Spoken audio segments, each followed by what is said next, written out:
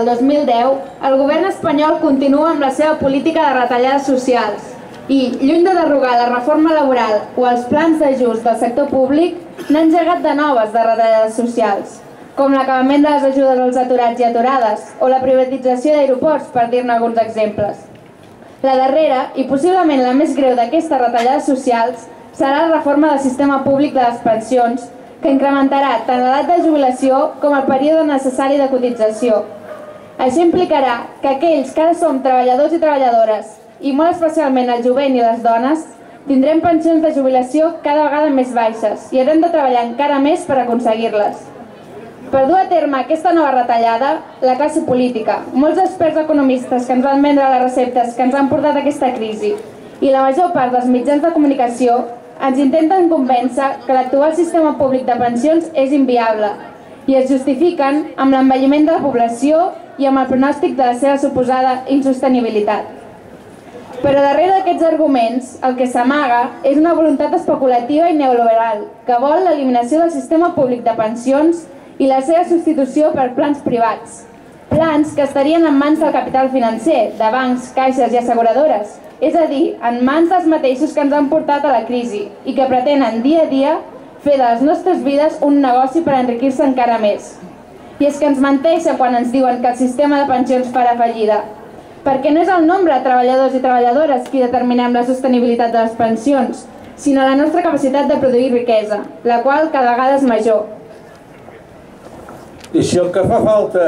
són treballadors cotitzants, sembla que amb un 20% d'atur el que cal no és allargar l'edat de jubilació dels 65 als 67 anys, sinó polítiques d'ocupació de qualitat, relaxar les lleis d'immigració, reduir la precarietat i fer el sistema més progressiu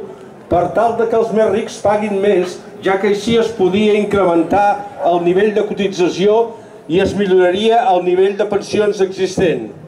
Si en un sistema públic el 73,5% de les pensions està al llindar de la pobresa i més del 10% d'avis i àvies no reben cap ingrés, què podria arribar a passar amb un sistema privat?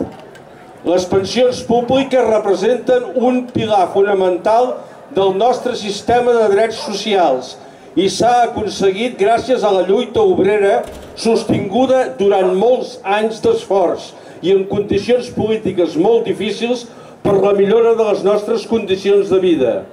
En temps on s'imposa l'individualisme i el benefici privat, el sistema de pensions públic representa un model de solidaritat i de redistribució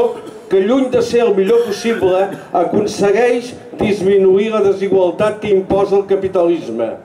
L'aprovació de la reforma està prevista pel 28 de gener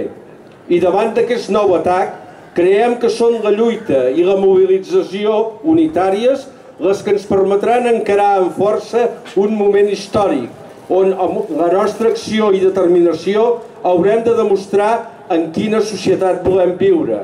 la de l'explotació i la soledat més salvatges o aquella on mitjançant el repartiment de la riquesa, el treball i la solidaritat ens permeti desenvolupar en llibertat la nostra vida.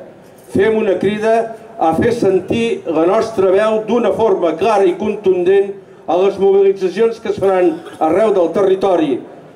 que ja han començat fins al 23 de gener i en la jornada de mobilitzacions generals convocada pel 27 de gener.